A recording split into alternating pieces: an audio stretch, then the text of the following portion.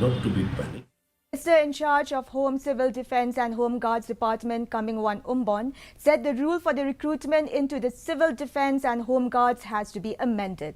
In a bid to address the manpower crisis, the state government has sanctioned a new recruitment process, but this will wait till the new recruitment rules are framed.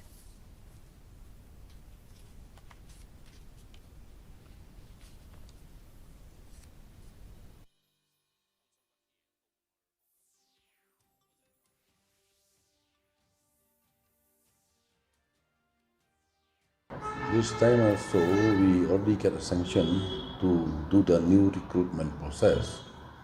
But as of now, we have to amend the rule. You see, in the police department, the qualification to the UB constable, AB constable is class 8 pass. In the home guard constable, class 10 pass. Then, from my side, I want to amend this rule also.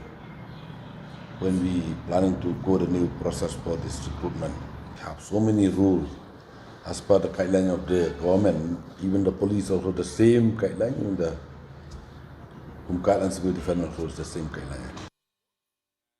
With a